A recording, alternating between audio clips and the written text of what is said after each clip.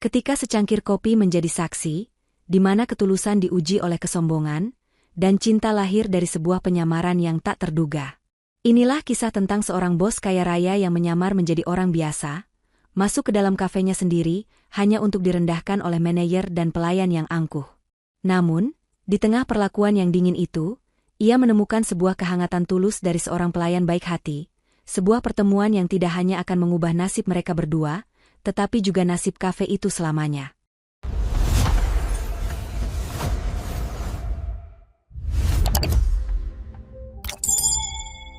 Sebelum kita mulai, dukung terus channel kita, Ken Arok Productions, dengan menekan tombol like, subscribe, dan nyalakan lonceng notifikasinya agar tidak ketinggalan cerita-cerita inspiratif lainnya.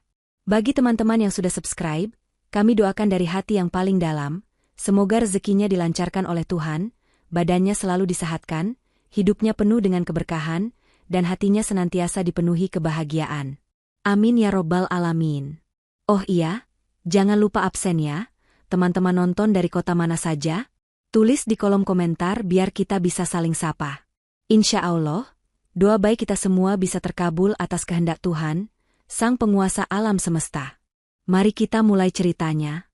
Malam merayap turun di atas kota, membentangkan langit laksana bludru hitam yang ditaburi kerlip lampu gedung-gedung pencakar langit. Di salah satu sudut kota yang tak pernah tidur itu, berdirilah sebuah kafe bernama Bean Brew. Dari luar, kafe itu tampak hangat, dengan jendela-jendela besar yang memancarkan cahaya keemasan, mengundang siapa saja yang lewat untuk masuk dan menyesap kehangatan. Di dalam, aroma kopi sangrai yang pekat berbaur dengan wangi kue-kue yang baru dipanggang. Denting sendok yang beradu dengan cangkir porselen dan suara mesin espresso, yang mendesis menciptakan sebuah orkestra kecil yang sibuk. Kafe itu sedang berada di puncak keramaiannya, sebuah panggung di mana para pelayan bergerak dengan ritme yang cepat di bawah tekanan kerja yang tak terlihat. Di antara pusaran kesibukan itu, ada sebuah ketenangan yang bergerak. Sosok itu adalah Clara, seorang pelayan berhijab dengan wajah yang teduh. Di tengah tuntutan kecepatan, gerakannya tetap terukur dan penuh perhatian. Senyumnya tak pernah luntur. Bukan senyum mekanis yang diajarkan dalam buku manual pelatihan, melainkan sebuah kehangatan yang lahir dari hati. Sementara banyak tangan lain yang bergerak lebih cepat, mata mereka lebih sering melirik ujung sepatu mahal atau tas bermerek yang diletakkan pelanggan di kursi sebelah, seolah menimbang-nimbang potensi tip yang akan mereka dapatkan. Namun, Clara berbeda. Pandangannya selalu tertuju pada wajah pelanggan, mencoba menangkap isyarat kecil, segelas air yang mulai kosong, serbet yang jatuh, atau tatapan bingung saat membaca menu. Ia menunduk sedikit ketika seorang ibu tua memanggil, memastikan telinganya menangkap setiap pesanan dengan jelas. Ia menyeka tumpahan kecil di meja dengan sigap, tanpa perlu diminta. Baginya, setiap pelanggan adalah tamu yang harus dihormati, bukan sekadar angka dalam laporan penjualan harian. Malam itu, seperti malam-malam lainnya, ia adalah detak jantung sejati dari pelayanan di Bean Brew. Clara tidak tahu bahwa di antara puluhan pasang mata yang ia layani malam itu, akan ada sepasang mata yang datang bukan untuk menilai rasa kopi, melainkan untuk menguji rasa kemanusiaan. Sebuah ujian yang akan mengubah takdirnya selamanya. Lonceng kecil di atas pintu kafe berdenting pelan, suaranya nyaris tenggelam oleh riuh rendah percakapan. Namun, denting itu membawa masuk sesosok pria yang membuat beberapa pasang mata langsung menoleh dengan tatapan berbeda. Ia bukanlah pelanggan yang biasa datang ke Bean Brew. Kemeja flanelnya yang warnanya sedikit pudar tampak kontras dengan kemeja-kemeja licin para eksekutif muda di sekelilingnya. Celana jeansnya terlihat telah melewati banyak perjalanan, dan sepatu ketsnya yang usang seolah menceritakan kisah langkah yang tak terhitung jumlahnya. Pria itu melangkah masuk dengan sedikit ragu, matanya bergerak mengamati interior kafe yang mewah dengan ekspresi canggung, seolah ikan kecil yang tersesat di samudra luas. Inilah dia, Reno, sang pemilik tak terlihat di balik kemegahan Bean Brew. Ia datang bukan sebagai raja yang memeriksa istananya, melainkan sebagai rakyat jelata yang ingin merasakan denyut nadi kerajaannya secara langsung. Ia ingin tahu, apakah jiwa dari kafe yang ia bangun dengan impian, sebuah rumah bagi semua orang, masih ada, atau sudah terkikis oleh kilau keuntungan dan kesombongan. Kehadirannya yang sederhana itu segera menjadi magnet bagi pandangan-pandangan negatif. Di dekat mesin kasir, Rina, sang manajer kafe, berdiri dengan dandanan sempurna. Tatapannya yang tajam langsung mengunci sosok Reno. Alisnya terangkat sebelah, dan sebuah desahan napas merendahkan nyaris tak terdengar dari bibirnya yang dipoles lipstik merah.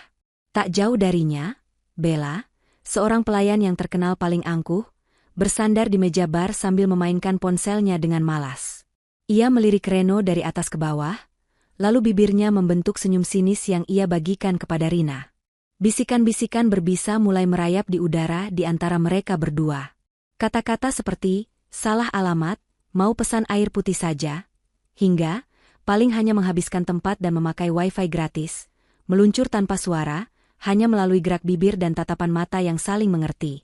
Reno, sang pelanggan lusuh itu, dalam sekejap telah menjadi target penindasan mereka, sebuah objek cemoohan yang dianggap tidak pantas berada di sana. Ia memilih sebuah meja kecil di sudut, seolah ingin menghindari perhatian, sebuah tindakan yang justru semakin mengukuhkan penilaian Rina dan Bella. Mereka tidak sadar bahwa ikan kecil yang mereka remehkan itu sesungguhnya adalah seekor paus yang sedang mengukur kedalaman lautan. Dan di tengah lautan yang mulai beriak itu, Clara, sang mutiara yang tersembunyi, akan segera bersinar.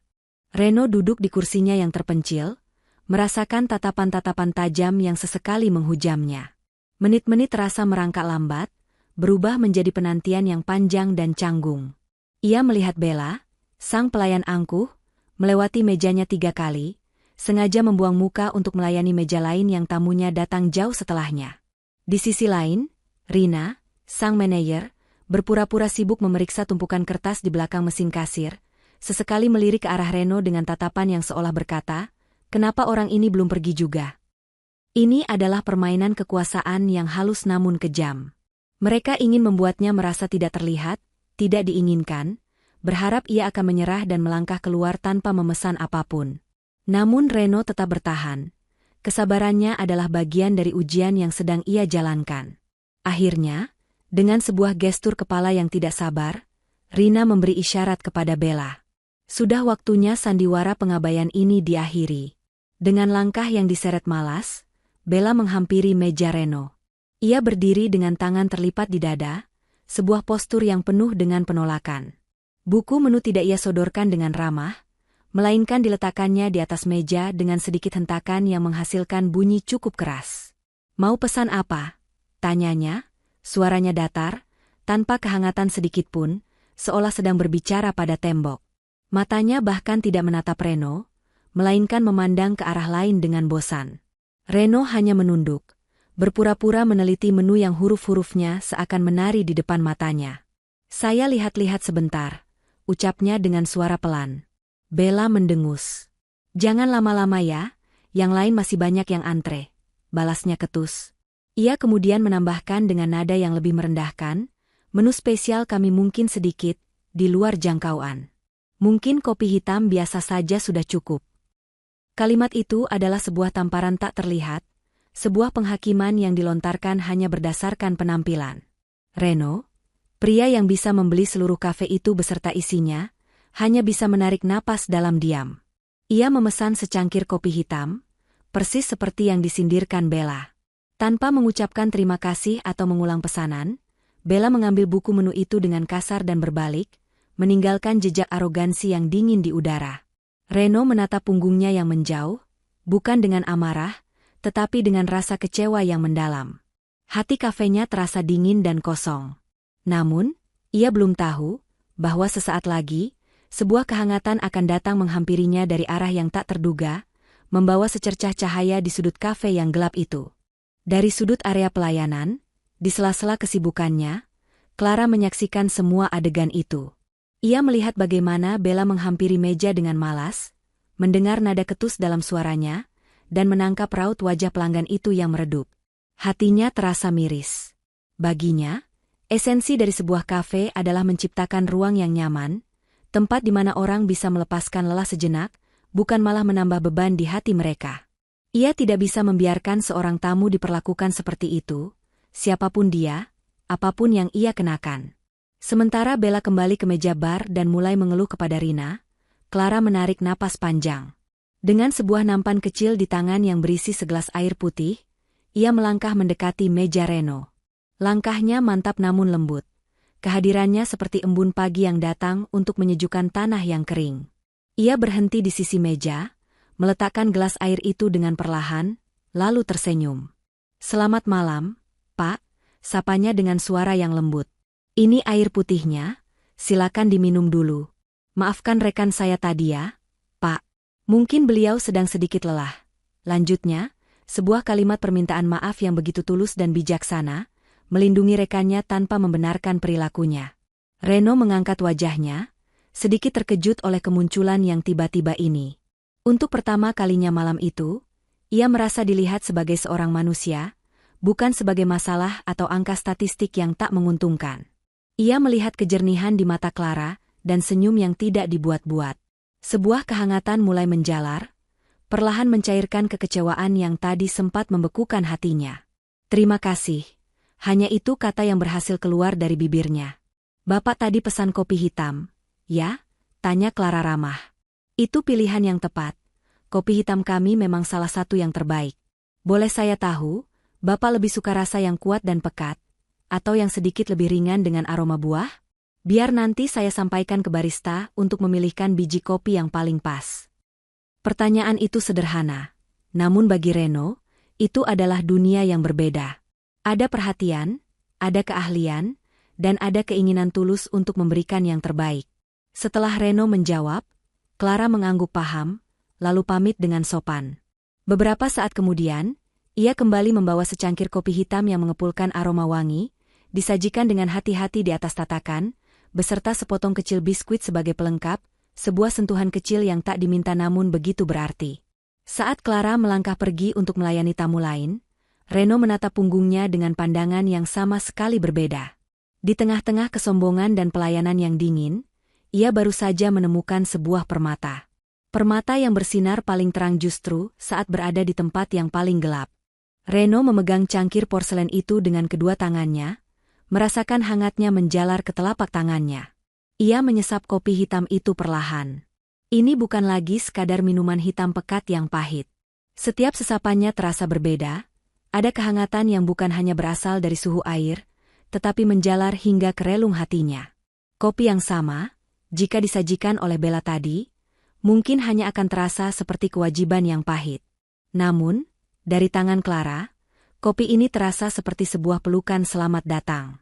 Ia bersandar di kursinya, matanya kini tak lagi sibuk mengamati interior kafe, melainkan tertuju pada satu titik, pada sosok Clara yang bergerak lincah di antara meja-meja. Ia melihat dengan jelas kontras yang begitu tajam, seperti perbedaan antara malam yang pekat dan fajar yang merekah. Pelayanan yang ia terima dari Rina dan Bella adalah sebuah transaksi yang dingin, sebuah kewajiban yang dijalankan dengan setengah hati, sebuah interaksi yang membuatnya merasa seperti beban yang tak terlihat. Mereka memberinya perasaan bahwa ia tidak pantas berada di sana. Sebaliknya, pelayanan dari Clara adalah sebuah perjumpaan. Sebuah sambutan tulus yang membuatnya merasa seperti tamu paling berharga di seluruh ruangan, meskipun penampilannya paling sederhana. Hanya dengan beberapa kalimat lembut dan segelas air putih, Clara telah membangun sebuah jembatan kemanusiaan yang seringkali runtuh di dunia bisnis yang hanya mengejar angka. Pandangan Reno kini tak lagi sekadar menguji, tetapi mulai mengagumi. Ia memperhatikan bagaimana Clara melayani meja lain dengan standar emas yang sama. Ia melihat Clara dengan sabar membantu sepasang kakek nenek membaca tulisan kecil di buku menu. Ia melihatnya tertawa kecil menanggapi lelucon dari sekelompok mahasiswa. Tidak ada perbedaan. Baginya, semua tamu adalah sama. Reno datang malam ini untuk mencari masalah, untuk menemukan keretakan dalam fondasi bisnisnya. Namun yang ia temukan justru sebuah solusi. Solusi yang hidup, bernapas, dan tersenyum tulus di tengah kafenya. Ia, sang pemilik, telah begitu lama duduk di menara gadingnya, menatap angka-angka penjualan dan laporan keuntungan. Ia lupa bahwa fondasi sejati dari bisnis pelayanan bukanlah gedung yang megah atau biji kopi termahal, melainkan ketulusan yang mengalir dari hati ke hati. Malam itu, Reno memutuskan untuk tinggal lebih lama. Secangkir kopinya sudah hampir habis, tetapi perjalanannya untuk memahami jiwa kafenya sendiri, sepertinya baru saja dimulai. Di dunia yang sibuk, Kebaikan seringkali terlihat seperti sebuah anomali. Kebaikan Clara yang bagi Reno adalah sebuah cahaya, bagi Rina dan Bella justru menjadi sebuah percikan api yang menyulut rasa iri dan kebencian. Mereka melihat pelayanan tulus Clara bukan sebagai sebuah kelebihan, melainkan sebagai sebuah kelemahan yang mengganggu sistem yang telah mereka bangun. Sebuah sistem di mana pelayanan terbaik hanya diberikan kepada mereka yang berdompet tebal. Setelah menyelesaikan pesanan lain, Bella berjalan cepat ke arah Rina yang sedang mengawasi dari balik meja bar. Wajahnya ditekuk masam, dan suaranya berdesis pelan agar tak terdengar oleh orang lain. "Lihat itu si Clara, Bu Rina," bisiknya penuh amarah. "Sok pahlawan sekali. Melayani orang lusuh itu seolah-olah dia seorang raja. Buang-buang waktu saja, padahal meja nomor 7 yang isinya bapak-bapak berdasi itu sudah dari tadi menunggu." Rina melirik sekilas ke arah Clara, lalu kembali menatap Bella dengan pandangan dingin dan penuh perhitungan. "Sudah, biarkan saja dulu, Bella," jawabnya tenang, namun ketenangannya terasa lebih berbahaya daripada amarah. Anak baru itu memang harus diberi pelajaran. Terlalu naif, berpikir semua pelanggan harus dilayani dengan cara yang sama. Dia tidak mengerti mana prioritas, mana yang hanya akan membuang tenaga kita. Udara di sekitar meja bar terasa lebih dingin, diracuni oleh bisikan-bisikan jahat mereka. Ini bukan lagi sekadar ketidaksukaan, ini adalah sebuah persekongkolan. "Kita harus melakukan sesuatu, Bu. Kalau dibiarkan, dia bisa merusak citra efisiensi kita," hasut Bella lagi. Rina tersenyum tipis, sebuah senyum yang tidak mencapai matanya. "Tenang, aku sudah punya ide," katanya.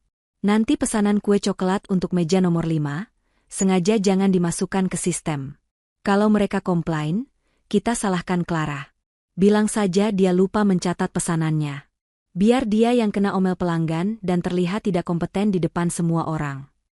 Bella menyeringai, matanya berbinar licik. Sebuah rencana keji yang sempurna. Mereka berbagi tatapan penuh kemenangan, merasa yakin bisa menjatuhkan reputasi Clara. Dari kejauhan, Reno menyesap kopinya sambil terus mengamati. Ia tidak bisa mendengar kata-kata yang mereka ucapkan, namun ia bisa membaca bahasa tubuh yang penuh kebencian itu. Ia melihat tatapan sinis Bella dan senyum dingin Rina yang diarahkan ke Clara. Sebuah jaring fitnah tak terlihat mulai ditebar, dan Clara yang masih dengan tulus melayani dari meja ke meja, tidak menyadari bahwa ia akan segera berjalan masuk ke dalam perangkap yang telah disiapkan dengan begitu kejam untuknya. Perangkap telah dipasang. Waktu berjalan, dan kopi di meja nomor 5 sudah mulai dingin, namun kue coklat yang mereka pesan tak kunjung datang. Raut wajah para pelanggan di sana mulai menunjukkan ketidaksabaran, sesekali melirik ke arah meja bar dengan tatapan bertanya. Inilah momen yang ditunggu-tunggu oleh Rina dan Bella. Salah seorang pelanggan dari meja itu akhirnya berdiri dan menghampiri Rina di meja kasir. "Mbak, pesanan kue coklat kami mana ya? Sudah hampir setengah jam kami menunggu," keluhnya dengan nada yang jelas-jelas kesal. Rina memasang ekspresi terkejut yang dibuat-buat. Ia mengetik beberapa kali di komputernya, lalu mengerutkan kening. "Clara, bisa kesini sebentar?" Panggilnya dengan suara yang cukup keras hingga beberapa pelanggan lain menoleh. Clara, yang sedang membersihkan meja lain, segera menghampiri. Di depan pelanggan yang sedang mengeluh itu, Rina menatap Clara dengan pandangan menghakimi. "Clara, pesanan kue untuk meja nomor 5 sepertinya tidak kamu catat ya di sistem? Pelanggan sudah menunggu lama sekali ini," katanya. Kata-katanya tajam, sebuah tuduhan yang dilontarkan di panggung terbuka. Bella, yang berada tak jauh dari sana, melipat tangannya di dada dengan senyum puas yang tersembunyi. Wajah Clara memucat sejenak. Ia sangat yakin telah memasukkan pesanan itu. "Saya yakin sudah mencatatnya, Bu," jawabnya pelan, suaranya sedikit bergetar namun tetap berusaha tenang. Namun ia tahu, berdebat di depan pelanggan hanya akan memperburuk situasi. Prioritas utamanya adalah tamu yang kecewa itu. Tanpa menunggu lebih lama, ia segera memalingkan wajahnya ke arah sang pelanggan, menundukkan kepalanya sedikit dengan penuh penyesalan. "Bapak, saya mohon maaf sebesar-besarnya atas keterlambatan ini dan kesalahan yang terjadi. Ini murni kelalaian kami. Saya akan segera siapkan kuenya sekarang juga, tidak akan lama, dan sebagai permohonan maaf, kue tersebut gratis dari kami." Di dalam hatinya, Ada rasa perih akibat tuduhan yang tidak adil itu. Namun di wajahnya, yang ia tunjukkan hanyalah tekad untuk memperbaiki keadaan. Ia bergegas ke dapur, memastikan pesanan itu segera dibuat. Sementara itu, Rina menatapnya dengan pandangan, "Awas kamu nanti." Reno, dari sudutnya, menyaksikan semuanya dengan napas tertahan. Ia melihat ketidakadilan yang begitu nyata, tetapi ia juga melihat kekuatan yang luar biasa dalam diri Clara. Kekuatan yang tidak berasal dari teriakan, melainkan dari ketenangan dan tanggung jawab. Clara kembali bekerja, senyum tulusnya mungkin sedikit lebih sulit untuk dipertahankan, namun tidak pernah benar-benar padam. Rina dan Bella saling bertukar senyum puas, merasa telah berhasil memberi pelajaran pada pelayan naif itu. Mereka belum sadar bahwa setiap tekanan yang mereka berikan pada Clara justru membuatnya semakin bersinar di mata sang pemilik sejati. Setelah insiden kue coklat itu, penyamaran Reno berubah tujuan. Ini bukan lagi sekadar inspeksi acak, ini telah menjadi sebuah misi pribadi. Misi untuk melindungi ketulusan yang langka dan membersihkan racun yang selama ini menggerogoti jantung kafenya tanpa ia sadari. Amarahnya tidak meledak-ledak, melainkan mengendap menjadi sebuah tekad yang dingin dan tajam. Ia tahu, memecat mereka saat itu juga hanya akan menimbulkan keributan tanpa pelajaran yang berarti. Kebusukan harus diungkap, bukan sekadar dipotong. Satu malam penyamaran tidaklah cukup. Ia memutuskan untuk menjadi pelanggan tetap yang lusuh selama beberapa hari ke depan. Setiap sore, ia akan datang di jam-jam sibuk, memesan kopi yang sama, dan duduk di sudut yang sama. Meja kecil di sudut itu kini telah menjadi pos pengamatannya. Ponsel pintarnya yang selalu diletakkan di meja bukan lagi sekadar alat komunikasi. Dengan satu sentuhan senyap, mikrofonnya aktif, merekam percakapan-percakapan sinis dan keluhan-keluhan angkuh yang terjadi di meja bar setiap kali ia berjalan ke toilet atau berpura-pura melihat-lihat. Matanya yang awas kini bekerja seperti kamera, merekam setiap detail.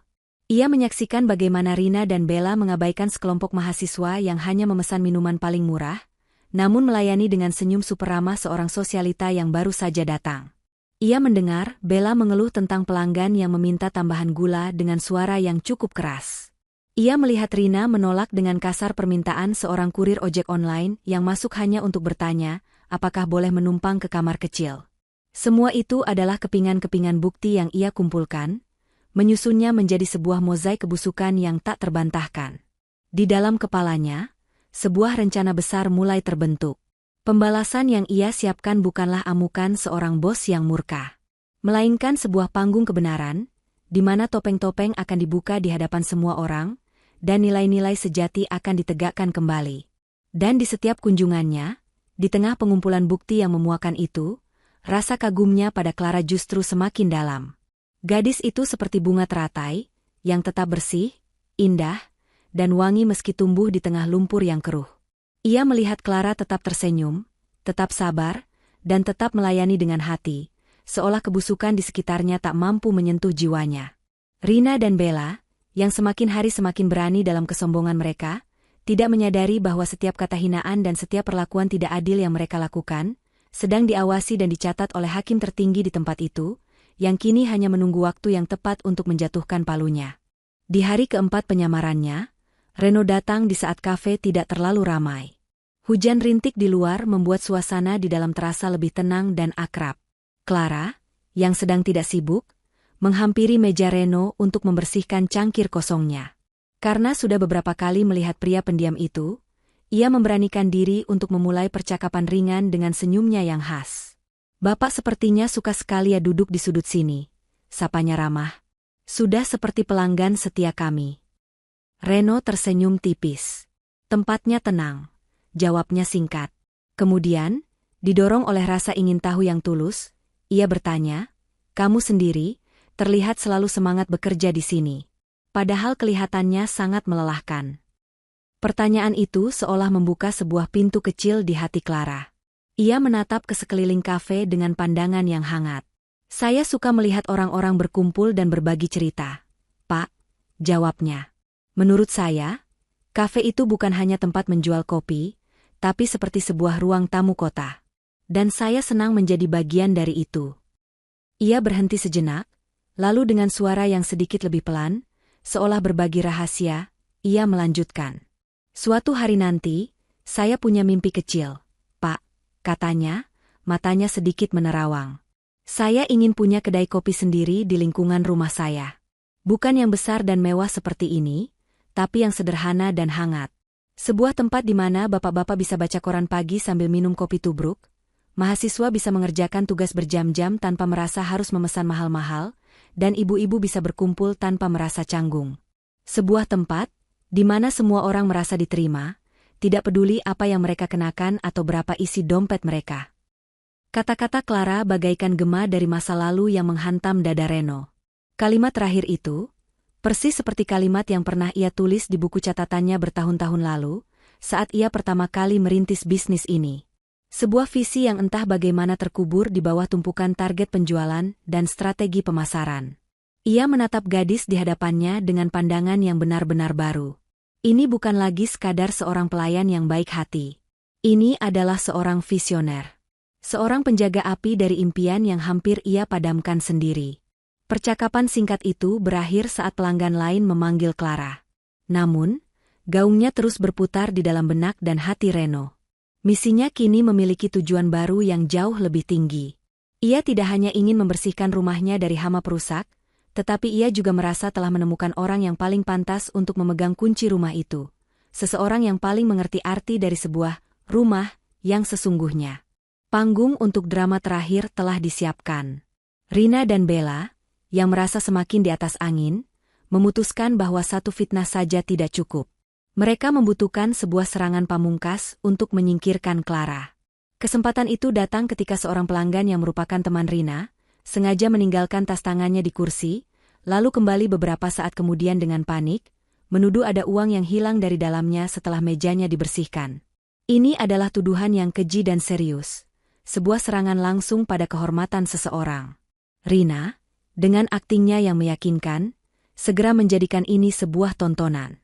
Ia memanggil Clara ke tengah-tengah ruangan yang ramai. "Clara, sini sekarang," teriaknya, suaranya bergema memantul di dinding kafe.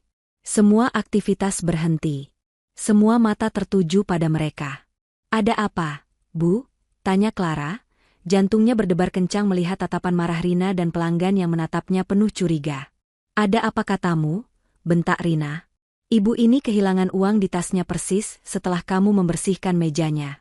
Sekarang jujur, kamu lihat sesuatu atau jangan-jangan kamu yang mengambilnya?" Tuduhan itu terlontar seperti anak panah beracun. Bella berdiri di samping Rina, menyeringai. "Saya sudah duga, Bu. Orang seperti dia mana bisa dipercaya?"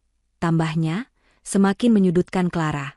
Dunia seolah runtuh di atas kepala Clara. Wajahnya pucat pasi, matanya berkaca-kaca menahan air mata yang mendesak keluar. "Demi Tuhan, Bu, saya tidak mungkin melakukan itu, saya tidak mengambil apapun," bisiknya, suaranya bergetar hebat. Ia berdiri di sana, sendirian, diadili di hadapan puluhan pasang mata. Di tengah-tengah drama yang kejam itu, sebuah suara kursi yang bergeser memecah ketegangan. Semua orang menoleh ke sudut kafe. Pria lusuh yang selama ini hanya diam, bangkit dari kursinya. Ia melangkah perlahan namun mantap ke tengah ruangan, tatapannya tenang namun tajam. "Cukup," katanya. Suaranya tidak keras, tetapi penuh dengan otoritas yang membuat semua orang terdiam, termasuk Rina. Rina menatapnya dengan jijik. "Anda siapa berani ikut campur? Ini urusan internal kami. Kembali ke mejamu." Reno berhenti tepat di hadapan Rina. Ia menatap langsung ke mata sang manajer, lalu ke Bella, sebelum akhirnya pandangannya melembut saat menatap Clara yang masih terguncang. Kemudian, ia kembali menatap Rina. "Perkenalkan," katanya dengan suara yang jelas dan dingin. "Nama saya Reno.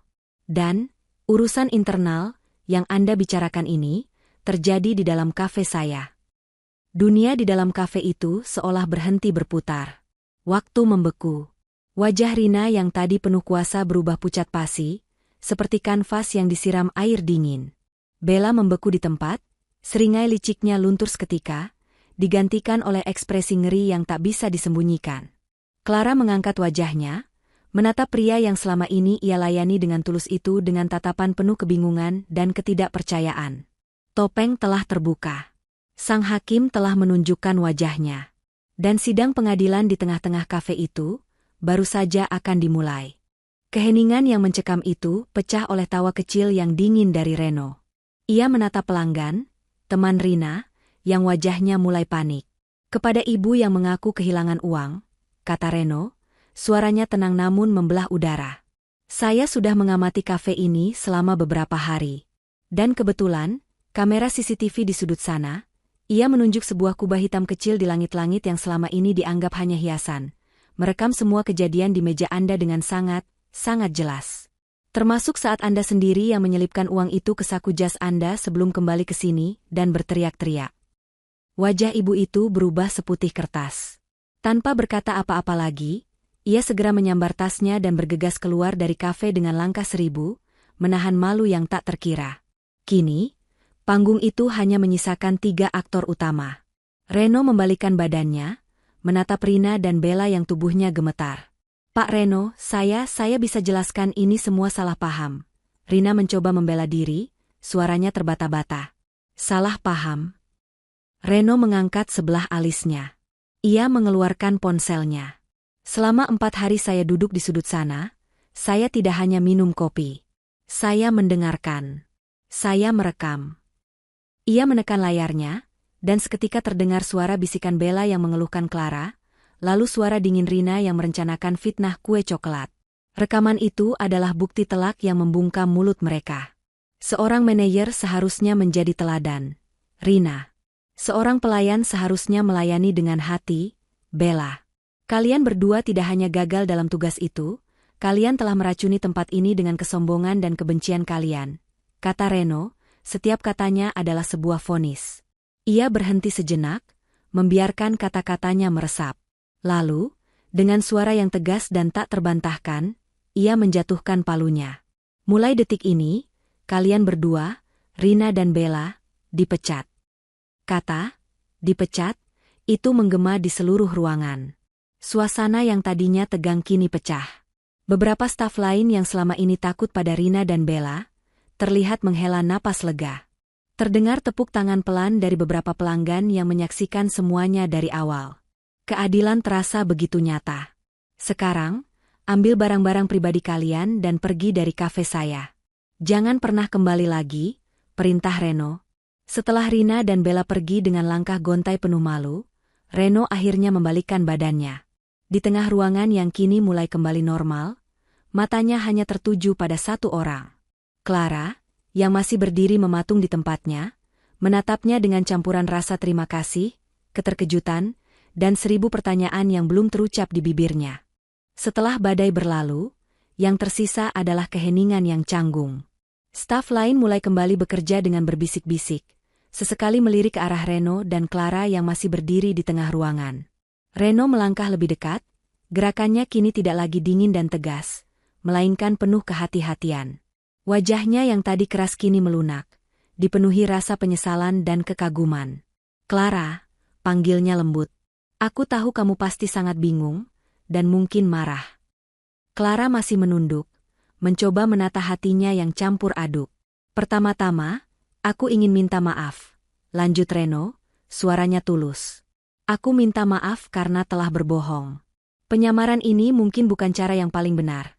Tapi hanya ini satu-satunya cara yang aku tahu untuk bisa melihat kebenaran tanpa ada yang ditutup-tutupi. Ia berhenti sejenak, menatap gadis yang telah menunjukkan kekuatan luar biasa itu. Tapi karena penyamaran ini juga, aku bisa melihat sesuatu yang sangat berharga. Aku melihat ketulusanmu saat yang lain menunjukkan kesombongan. Aku melihat kekuatanmu saat yang lain mencoba menjatuhkanmu. Kamu adalah jiwa dari tempat ini, Clara. Kamu persis seperti apa yang aku impikan saat pertama kali membangun kafe ini dari nol.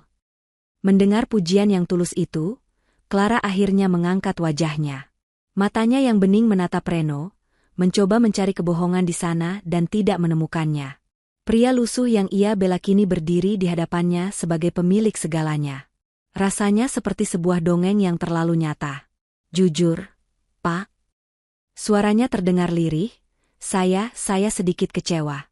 Saya merasa dibohongi. Ia mengakui perasaannya dengan jujur. Tapi, ia melanjutkan dengan cepat, tapi saya juga mengerti alasan Bapak. Dan saya sangat berterima kasih. Bapak telah membela kehormatan saya. Reno tersenyum lega mendengar kejujuran itu. Tolong, jangan panggil aku, Pak, lagi. Panggil saja Reno, pintanya. Dan rasa terima kasih itu seharusnya datang dariku kepadamu. Di tengah kafe yang menjadi saksi bisu perjalanan mereka, sebuah pemahaman baru terjalin di antara keduanya. Bukan lagi antara bos dan karyawan, atau antara pelanggan dan pelayan. Melainkan antara dua jiwa yang ternyata memegang mimpi yang sama persis. Kekecewaan telah diutarakan, permintaan maaf telah diterima. Dan dari puing-puing kebohongan kecil demi sebuah kebenaran besar, tumbuh benih kepercayaan baru yang terasa jauh lebih kuat. Sebuah babak baru dalam kisah mereka, baru saja akan dimulai. Setelah suasana kembali tenang, Reno meminta Clara untuk duduk bersamanya di meja sudut yang sama, tempat di mana penyamarannya dimulai. Kini, meja itu bukan lagi pos pengamatan, melainkan meja perundingan untuk sebuah masa depan yang baru. Clara, aku tidak mengatakan semua pujian tadi hanya untuk membuatmu senang. Reno memulai, tatapannya serius namun hangat. Aku bersungguh-sungguh saat mengatakan bahwa kamu adalah jiwa dari tempat ini. Dan aku ingin jiwa itu menular ke semua cabang, Bean Breu, yang lain. Clara menatapnya dengan bingung, tidak mengerti kemana arah pembicaraan itu. Aku ingin menawarimu sebuah posisi baru, lanjut Reno. Bukan sebagai manajer kafe ini, tetapi sebagai kepala operasional pelayanan untuk seluruh jaringan, Bean Breu. Mata Clara terbelalak kaget. Mulutnya sedikit terbuka, tak mampu berkata-kata. Saya, Pak? Reno, gagapnya. Tapi saya hanya pelayan biasa. Saya tidak punya pengalaman memimpin atau membuat strategi. Reno tersenyum. Pengalamanmu adalah yang paling berharga, Clara. Kamu punya pengalaman melayani dengan hati, dan itu adalah sesuatu yang tidak diajarkan di sekolah bisnis manapun. Aku tidak butuh seorang manajer yang hanya pandai mengurus angka, aku butuh seorang pemimpin yang bisa menginspirasi. Dan aku melihat itu di dalam dirimu. Ia mencondongkan tubuhnya sedikit. Tugasmu bukan duduk di kantor dan menatap layar komputer. Tugasmu adalah berkeliling, melatih semua staf kita, dan membentuk kembali budaya pelayanan kita. Membuat standar baru yang berpusat pada empati, ketulusan, dan rasa hormat yang sama seperti yang kamu tunjukkan padaku. Kemudian, Reno menambahkan sesuatu yang membuat hati Clara bergetar. Dan tentang mimpimu, tentang kedai kopi kecil untuk komunitas. Bagaimana jika kita wujudkan itu? Bukan hanya sebagai mimpi, tapi sebagai sebuah proyek percontohan. Kita bisa namakan Bean Breu Community Corner. Kita mulai dari satu sudut di kafe ini. Kamu yang merancang konsepnya, kamu yang menjalankannya. Clara terdiam, air mata haru kini tak bisa lagi ia bendung. Ini lebih dari yang pernah ia bayangkan. Sebuah kesempatan untuk tidak hanya mengubah nasibnya, tetapi juga untuk menyebarkan kebaikan dalam skala yang jauh lebih besar. Dengan suara yang mantap meski diselingi isak tangis bahagia, ia mengangguk. Saya akan coba, Reno. Saya akan berikan yang terbaik. Hari itu, di tengah aroma kopi dan sisa-sisa drama, sebuah kemitraan baru lahir. Bukan di atas kertas kontrak yang kaku, melainkan di atas fondasi kepercayaan dan sebuah mimpi yang sama. Reno telah menemukan kembali hatinya yang hilang, dan Clara telah menemukan sayapnya untuk terbang lebih tinggi. Waktu berjalan, mengubah hari menjadi minggu, dan minggu menjadi bulan. Di bawah kepemimpinan Clara, budaya di jaringan Bean Breu perlahan berubah. Senyum para staf menjadi lebih tulus, pelayanan menjadi lebih hangat, dan program Community Corner yang dirintis Clara di kafe utama menjadi sebuah sukses besar, diliput oleh banyak media lokal sebagai contoh bisnis yang peduli. Selama waktu itu, kemitraan antara Reno dan Clara tumbuh semakin dalam. Mereka menghabiskan banyak waktu bersama, berkeliling dari satu cabang ke cabang lain, berdiskusi hingga larut malam tentang ide-ide baru. Di sela-sela rapat strategi dan jadwal pelatihan yang padat, benih-benih perasaan lain mulai tumbuh di antara mereka.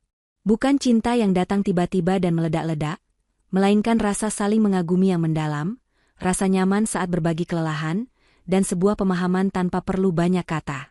Reno menemukan pada diri Clara bukan hanya seorang pekerja hebat, tetapi juga seorang wanita berhati mulia yang melengkapi jiwanya. Dan Clara menemukan pada Reno bukan hanya seorang bos yang baik, tetapi juga seorang pria yang tulus dan memiliki visi yang sejalan dengan hatinya.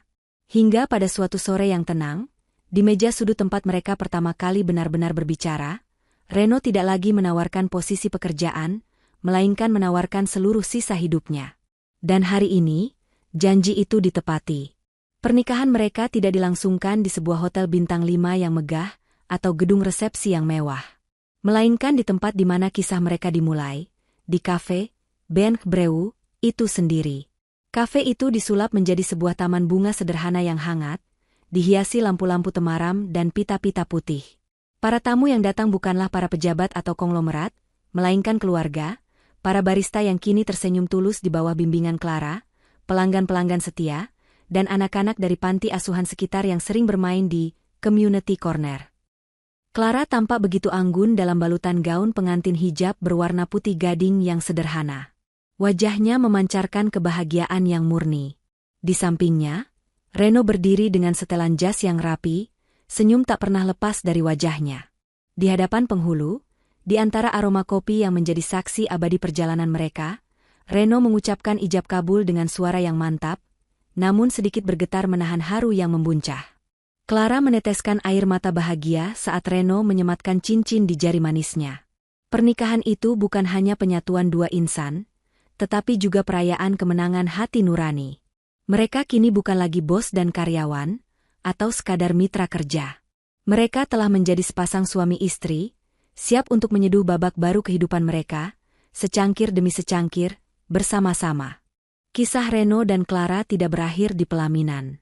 Justru, dari sanalah sebuah babak baru yang lebih indah dimulai. Mereka tidak hanya menjadi pasangan hidup, tetapi juga menjadi dua pemimpin yang tak terpisahkan dalam memajukan visi baru, Ben Breu. Reno, dengan kejelian bisnisnya, mengatur strategi dan ekspansi. Sementara Clara, dengan hati dan intuisinya, menjadi penjaga jiwa perusahaan, memastikan bahwa setiap cabang baru yang dibuka memiliki kehangatan yang sama seperti kafe pertama. Di setiap sudut kafe, Ben Breu, kini terasa sebuah denyut yang berbeda. Itu bukan lagi sekadar tempat transaksi jual-beli kopi, melainkan telah menjadi ruang interaksi yang hidup. Program Community Corner berkembang pesat, menyediakan rak-rak buku gratis, papan pengumuman untuk kegiatan sosial, hingga program Kopi Gantung, di mana pelanggan bisa membayar secangkir kopi di muka untuk diberikan